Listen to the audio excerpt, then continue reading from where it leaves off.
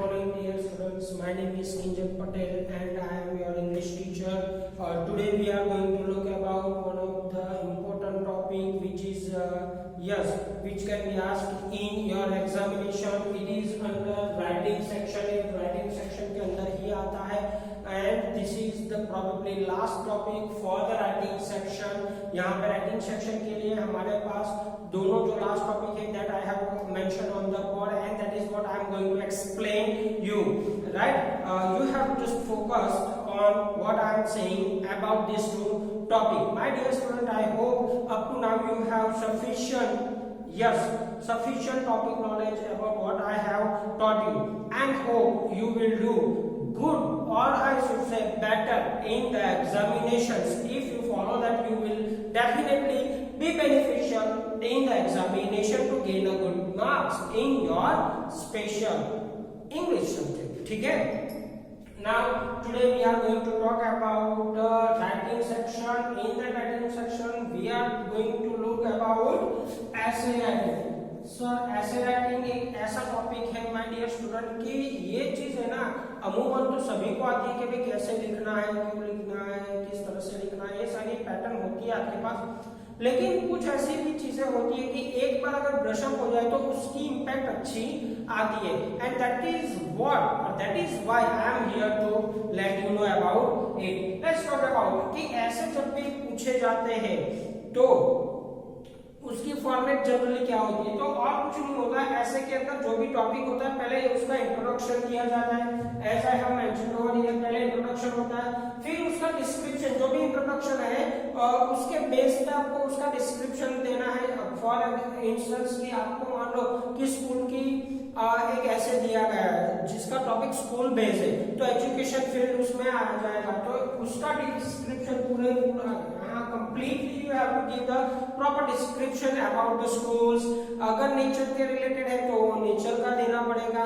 In short my dear student, यहाँ पे आपको जो भी सब्जेक्ट दिया गया है उसके हिसाब से आपको डिस्क्रिप्शन बनाना पड़ेगा and at the end of your description you should give a proper conclusion and the end to your writing. At the end आपको अच्छे से आपकी जो भी बात वहां पे लिखी गई है डिस्क्रिप्शन में उसको एंड करो, कंप्लीट करो, कंक्लूड करो. ठीक है? नाउ सर ये तो बात समझ में आ गई कि ये तीन ही चीजें हमें फोकस करनी है फॉर्मेट के अंदर, लेकिन क्या कौन से टॉपिक हमें आ सकते हैं. तो since you have been studying in higher मतलब वी कैन से ना मीडियम लेवल जैसे 9th और 10th, it is one of important और precious years of your education life. तो यहाँ पे आपको किन किन सब्जेक्ट्स आ सकते हैं, what are the subjects that can be asked as you need to write in a form of essay. तो किसी पर्सन के बारे में आपको आ सकता है. कोई पर्सन जैसे जो मान लो कि कोई स्पोर्टमैन हो जैसे सचिन रमेश तेंदुलकर, सौरव गांगुली, विराट कोहली या मैनी अदर स्पोर्टमैन. अगर फुटबॉल की बात करें तो भाईचुंग भूटिया एक one of the good football player of Indian team, वो आ सकता है. फिर Dhanraj Pillay one of the hockey player. Right? तो ये सारे स्पोर्टमैन है, उसके रिलेटेड आपको पर्सन को डिस्क्राइब करना आ सकता है. फिर बॉक्सिंग के अंदर मैरी कॉम हो गई. राइट? फिर शूटिंग के अंदर लज्जा गोस्वामी हो गई. These are the characters who are sportsman. Right? ये सारे स्पोर्ट्समैन है, तो वुमेन और मैन है, तो ये इसके रिलेटेड आपको आ सकता है. फिर एस्ट्रोनॉमर के अंदर भी इट कैन बी आस्क्ड, तो आपको ये फोकस कर लेना पड़ेगा माय डियर स्टूडेंट. वो आप थोड़ा सा खुद से थोड़ा ट्राई कीजिएगा, आपको मिल जाएगी ये सारी चीजें. नाउ एक्टर के रिलेटेड भी आपको आ सकता है, एक्टर एंड एक्ट्रेसेस जिसको आप बोलते हो. राइट? कभी कभार क्या होता है कि स्टूडेंट्स जो होते हैं या छोटे जो गर्ल्स और बॉयज होती है वो अपने फेवरेट एक्टर या एक्ट्रेसेस को देख के कुछ नया सीखते हैं, तो उसके रिलेटेड भी आ सकता है. In our Bollywood Hollywood industry we may have a good actors and actresses. You can find some of them may be admired by someone or some of the student girls or boys. Right? तो यहाँ पे आगे फिर freedom fighters, as you can understand that freedom fighter is but natural, इसमें characters आ सकते हैं। आप बोल सकते हो कि भाई सरदार वल्लभ भाई पटेल हो सकता है, महात्मा गांधी हो सकता है, मदर टेरेसा हो सकता है, Nelson Mandela, on the basis of your unit कोई कैरेक्टर आ सकता है।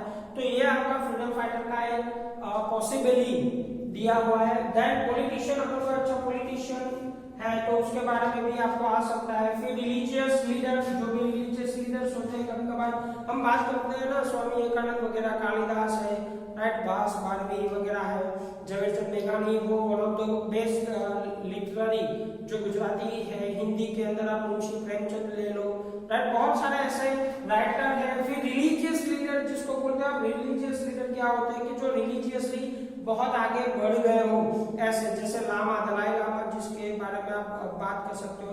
और it may be asked based on your textual unit, right, आपके टेक्सचुअल यूनिट में अगर कोई ऐसा रिलीजियस लीडर के बारे में दिया हुआ है तो it can also be asked. Now apart from this, आपको प्लेसेस के बारे में भी टॉपिक आ सकता है कि भाई आप ऐसे बनाओ तो प्लेसेस के अंदर आप क्या लिख सकते हो, हॉस्पिटल आ सकता है, जू, फॉरेस्ट, स्कूल, कोई आप नाइट पास ऑन की है तो उसके रिलेटेड आएगा, फिर माउंटेन रेंज या हिमालय, इस तरह से आपको कोई टॉपिक या प्लेसेस के बारे में आ सकता है, राइट। इंडस्ट्रियल प्लेसेस के बारे में भी can be asked, metro cities के बारे में भी आपको यहाँ पे प्लेसेस में ही आ सकता है, तो आप ये ध्यान दीजिएगा। फिर यहाँ पे आपको कंपैरिजन भी आ सकता है कि भाई सिटी एंड विलेज लाइफ का भी कुछ यहाँ पे इट कैन बी आस्क्ड, तो you should keep in this in your mind my dear student. Now some other objects और थिंग्स के बारे में भी आ सकता है। ऑब्जेक्ट और थिंग्स के बारे में बात करते हैं हम, टेलीविजन, कंप्यूटर, ट्री, राइट, फिर मोबाइल फोन्स हो सकता है, use of multimedia, internet, etcetera etcetera, these are the topics, burning topics I should say. तो ये सारी चीजों के बारे में आ सकता है कि जो ग्रीन इफेक्ट वगैरह होती है तो उसके अंदर भी आपको कुछ पार्ट्स ऐसे होते हैं जो आ सकते हैं, राइट। फिर आप जो माइक्रोस्कोपिक चीजें देखते हो by being no student, some of the things that can be asked in this object और we can say things. Now some other topics are, कुछ ऐसे हैं जो इन कैटेगरीज में नहीं आ सकते, ऐसा कुछ होते हैं जिसमें आप इंसिडेंट जो होते हैं, रिसेंट इंसिडेंट, जो अभी भी कोई घटनाएं घटती है जिसको हम लाइव इवेंट्स भी बोल सकते हैं, तो उसके रिलेटेड आ सकता है, right, you can be asked. और फिर नेशनल जो होते हैं हमारे कुछ फेस्टिवल्स होते हैं उन पे आ सकता है। फिर रिलीजियस कोई फेस्टिवल होता है तो वो आ सकता है, राइट। तो ये सारी चीजें आप अध्ययन के अंदर डाल सकते हो। किसी ने टूर किया है, किसी की यात्रा, फॉर एग्जांपल स्वामी विवेकानंद की जो यात्रा है, स्वामीनारायण भगवान, नीलकंठ वर्णी महाराज जो हमारे one of the greatest I should say, no one like him here, ऐसा भी मैं कह सकता हूँ। हो सकता है यहाँ पे हमारी विचारों में थोड़ी बहुत डिविएशन आ सकती है, लेकिन उनकी लाइफ डिस्क्राइब करना भी आपको आ सकता है। ज्यादातर ऐसे टॉपिक आपके जो टेक्स्ट बुक के अंदर जो होते हैं टॉपिक्स या यूनिट्स, उसके रिलेटेड ही ऐसे ऐसे टॉपिक्स आ सकते हैं। सो आपको ये चीजें भी ध्यान में रख के ही आपका ऐसे राइटिंग का जो टॉपिक है वो आपको प्रिपेयर करना पड़ेगा। सर ये सारी चीजें तो समझ में आ गई कि भाई इतने इतने टॉपिक्स आते हैं, इस तरह से आ सकते हैं। Now what are the things to remember while writing, and ऐसे एक अच्छा सा ऐसे लिखने में आपको कौन कौन सी चीजें याद रखनी पड़ेगी। तो यहाँ पे देखो, आप think before you start to write. आप जब भी वहां पे आपने सब्जेक्ट देख लिया कि भाई चलो माय फेवरेट क्रिकेटर, या फिर my aim in my life, my goal in my life, superstitions in India, India as a yes democratic country या नेशन, अगर ऐसे टॉपिक्स आ गए जो आपको बहुत अच्छे से आते हैं तो आप बिना कुछ सोचे समझे लिखना शुरू कर दीजिए। Please my dear student, do not do this. आपको ये नहीं करना है। पहले रीड द पॉइंट्स और read the given points in that subject. Subject के अंदर आपको कौन सा पॉइंट दिया उसको आप सोचो, right. Then be clear in your thoughts. आपको क्या लिखना है उतना। अगर इंडिया के बारे में बोला जाए तो इंडिया के बारे में सर जी बहुत लिखा गया है। बहुत सारे लोगों ने अपने अपने यस इंटरप्रिटेशन के हिसाब से बहुत सारी चीजें लिखी है। तो वॉल्यूम्स ऑफ वॉल्यूम्स लिखे जा सकते हैं, लेकिन वो सभी तो आप नहीं लिख सकते ना। तो आप क्या करोगे कि आपके अच्छी चीजें और एक आध दो ऐसी चीजें होती है जो आप डार्क साइड के तौर पे लिखना चाहते हो, तो वो दोनों मिंगल अप करके थोड़ा सा उसको शॉर्ट एंड अट्रैक्टिव बना के वहां पे लिख सकते हो। तो इस तरह से आपको पहले थॉट्स को क्लियर करना है, फिर जो भी पॉइंट्स होते हैं उसके वो ध्यान में रखिएगा, उस पॉइंट को आपको सेंटेंस में अच्छे से लिखना पड़ेगा, कन्वर्ट करना पड़ेगा। And please do not forget to write in order, एक ऑर्डर में ही लिखिएगा, है ना भाई। बहुत सारे आविष्कार भारत के अंदर हो गए, फिर ये फ्रीडम फाइटर लोगों ने ये किया, ऐसा नहीं होता, एकदम सीक्वेंस में आप जाओगे, ठीक है। पहले क्या हुआ था, फिर क्या हुआ, फिर उसका क्या परिणाम आया, फिर नया क्या हुआ, रिफॉर्मिंग चीजें जो होती है उसमें वो क्या हुई, वो सारी चीजें आपको एक क्रोनोलॉजिकल ऑर्डर में, जिसको बोलते हैं असेंडिंग ऑर्डर 1 2 3 राइट, या फिर आप A B C के ऑर्डर में आप लिखोगे। That think about points you are given, आपको जो क्वेश्चन के अंदर पॉइंट्स अगर दिए हैं तो उसके बारे में आप सोचो, अगर नहीं भी दिए तो कोई दिक्कत नहीं, आप खुद से उतना क्रिएटिवली सोच सकते हो my dear student. Now you are mature enough to think on those topics, right. उसके बाद आप क्या करोगे, the first and the last paragraph should be impactive, वो बहुत इंपैक्टिव होना चाहिए। पहले पैराग्राफ के अंदर आप कुछ अच्छी लाइंस या वर्सेस या पोएट्री का इस्तेमाल कर सकते हो, दूसरी कोई लैंग्वेज से आप वहां पे उठा के उसको इन्वर्टेड कॉमास के अंदर लिख के उसका भी इसके अंदर उपयोग कर सकते हो, ताकि it will be more impactive, more charming for the readers, right. उसको पकड़े रखना चाहिए। रीडर ऐसा नहीं है यार टाइटल 2-3 लाइनें पढ़ी और फिर उसको बोरिंग लगे और वहां से उठ के चला जाए, it should not be that, it should be properly written. Do not use too many proverbs, ये खास चीज है, बहुत सारे प्रोवर्ब्स नहीं यूज करने, हो सके उतना शॉर्ट रखिएगा उनको। And after completion of all this information that you have mentioned in form of essay, तो वो आपको एट द एंड रिवाइज कर लेनी है। हो सके उतनी एरर्स कम कीजिएगा, राइटिंग ऑर्डर आपका बिल्कुल मेंटेन कीजिएगा, पंक्चुएशन मार्क अच्छे से लिखिएगा। अपार्ट फ्रॉम दिस, जहां पे कैपिटलाइजेशन की जरूरत हो कैपिटलाइजेशन करिए, किसी के द्वारा बोले गए बहुत अच्छे सेंटेंसेस हो तो उनको इन्वर्टेड कॉमास के अंदर रखिएगा, राइट। हो सके तो हर एक चीज को अलग पैराग्राफ में मेंशन करने की कोशिश कीजिएगा। These are the basic necessary चीजें जो आपके पास होनी चाहिए at the time of essay writing. तो ये I hope my dear student कि ये जो एक्सप्लेनेशन मैंने अभी दिया है आपको एसे राइटिंग के रिलेटेड, वो आपको हेल्प करेगा।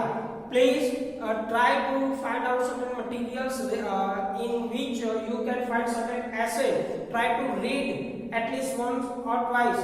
And apart from this, मैंने आपको जो PDF सेंड कर रखी है उसमें से भी आप इसको एक या दो ऐसे लिखोगे, आपको रिदम में आ जाओगे, ये सारी चीजें दिमाग में आ जाएगी। I hope it will help you. Now let's talk about the last topic in the same section, जो कि आपका ऐसे की और में आता है, जिसको हम बोलते हैं स्टोरी राइटिंग। क्या बोलते हैं? Story writing. तो स्टोरी राइटिंग क्या होती है? स्टोरी राइटिंग आपको वहां पे थोड़े पॉइंट्स दिए जाएंगे, उस पॉइंट्स के हिसाब से आपको स्टोरी बनानी है, राइट। देखो, स्टोरी राइटिंग के फॉर्मेट के बारे में हम पहले चर्चा कर लेते हैं। What will be the format of story writing, कैसे अच्छी स्टोरी लिखी जाए, तो उसके फॉर्मेट के बारे में अच्छा सा स्टार्ट होना चाहिए, बिल्कुल कैजुअल, बिल्कुल मस्त, जिसको बोलते हैं ना इतना अच्छा आपका स्टार्ट होना चाहिए। फिर डिस्क्रिप्शन देना, अंदर जो भी इश्यू दिया गया है, जो भी थीम आपको बताई गई है, उस थीम का थोड़ा सा वहां पे फोकस कीजिएगा, हाईलाइट कीजिएगा कुछ चीजों को, फिर उसका एंड कीजिएगा। ये 3 चीजें वहां पे होती है। जो चीजें हमें यस माय डियर स्टूडेंट, जो चीजें हमें ऐसे में दिखाई गई थी वही फॉर्मेट यहाँ पे यूज होगी, लेकिन ऐसे से इसका थोड़ा सा फॉर्मेट छोटा होगा। ऐसे को थोड़ी लेंथ देनी है आपको, जबकि स्टोरी को इतनी लेंथ नहीं देनी, उतना ही फर्क पड़ेगा। सर स्टोरी राइटिंग की फॉर्मेट क्या एक ही किस्म की होती है? नहीं, देयर आर 3 बेसिक टाइप्स और different we can say format of story writing. Story writing जो आपको आने वाली है एग्जाम के अंदर, बोर्ड्स के अंदर, या फिर आप जिसको टारगेट करके, जिन एग्जाम को टारगेट में रख के आप प्रिपरेशन कर रहे हो, उन एग्जाम के अंदर आपको ये 3 तरह की आ सकती है स्टोरी राइटिंग। जैसे बेसिस ऑन द आउटलाइन, आपको कोई आउटलाइन दी दी गई होगी, कुछ कुछ वर्ड्स दिए गए होंगे, उस वर्ड्स को आपको मॉकअप करना है अच्छे से, उसके अंदर थोड़े अपने तरफ से कुछ सेंटेंसेस को ऐड करना है, उसको अच्छे यस रीडेबल सेंटेंसेस और मीनिंगफुल सेंटेंसेस में कन्वर्ट करना है और स्टोरी बनानी है। फिर कभी कभार ऐसा भी हो सकता है कि आपको कुछ इमेजेस दी जाएगी, इमेजेस यानी पिक्चर्स वहां पे दिए जाएंगे, उस पे से आपको स्टोरी बनानी आ सकती है।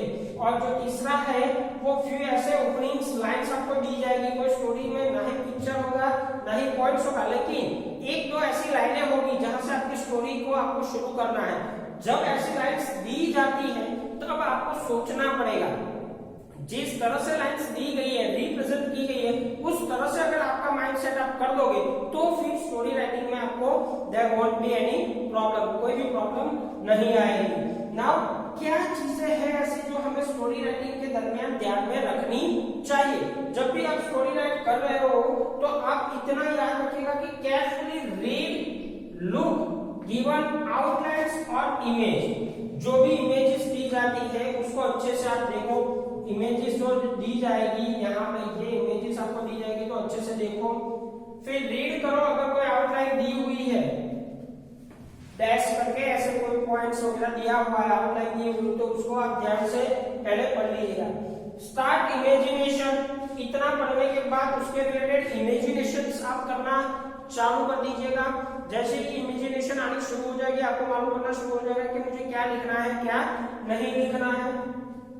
फिर make a proper order of it, जो भी इमेजिनेशंस आती है पॉइंट टू पॉइंट, राइट, जो भी आप विजुअलाइज कर रहे हो अपने दिमाग के अंदर वो सभी चीजें उसको ऑर्डर में यस ऑर्डर के अंदर सीक्वेंस में सेट कीजिएगा कि भाई ऐसा ना हो फिर कि भाई कौवे ने स्ट्रॉ लाई वो पॉट के अंदर डाला और पानी पिया, फिर कौवा उड़ता उड़ता आया, फिर उसको प्यास लगी, ऐसा नहीं लिखना है, उल्टा सीधा नहीं लिखना है, उसको बिल्कुल क्रोनोलॉजिकल ऑर्डर में लिखना है माय डियर स्टूडेंट, ठीक है।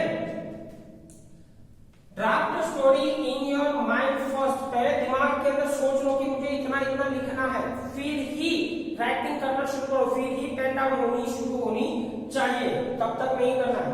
It should not B mugged up from reference book. कभी कभार क्या होता है बच्चे है ना, अब आप रट्टा मार लेते हो यार, है ना, किसी ने कुछ लिखा आपने पढ़ लिया, फिर आपने कहां पे ओमिट कर दिया।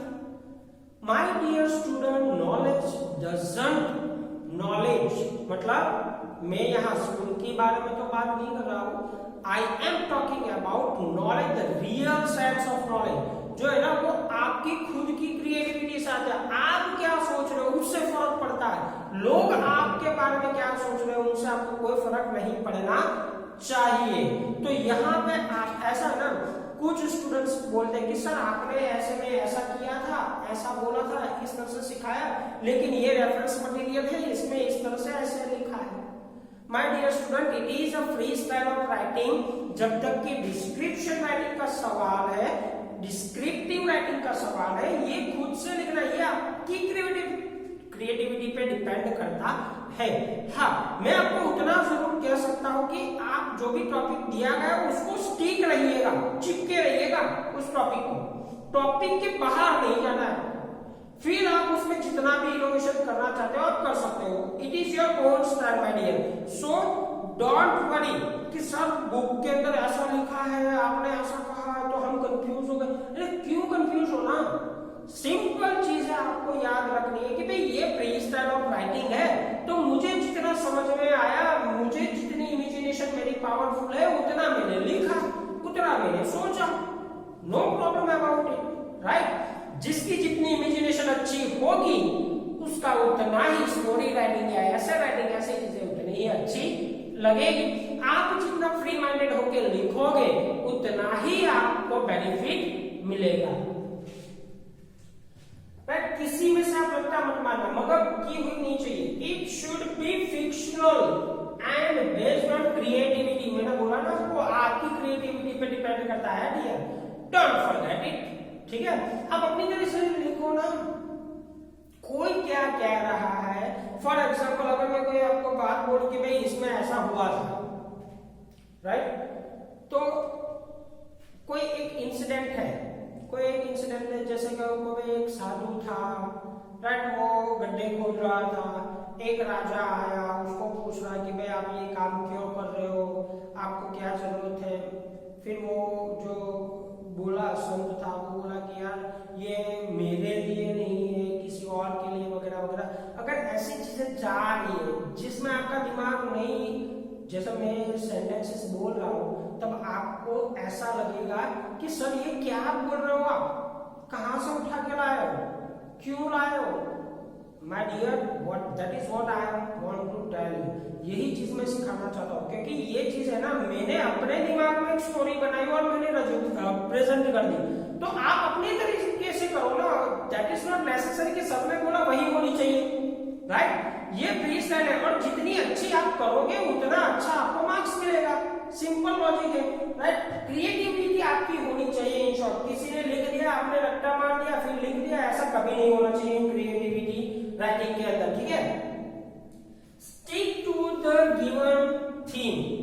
आपको क्रिएटिविटी चाहिए, लेकिन the theme of the given topic should not be missed. कौन सी थीम पे है?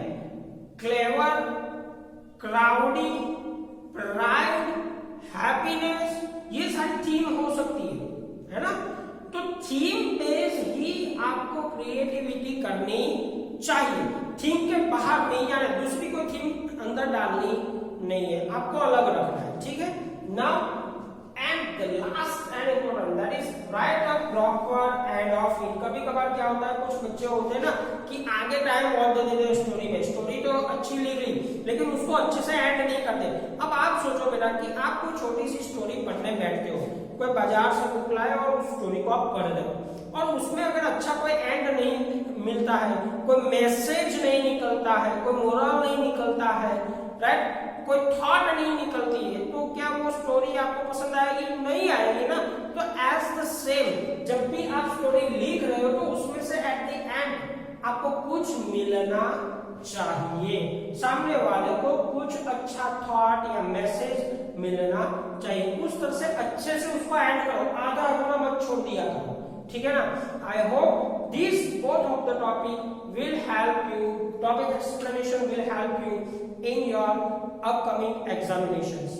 Thank you, and please do not forget to write these things in your notebook and practice yourself for essay writing and yes, story writing. Thank you.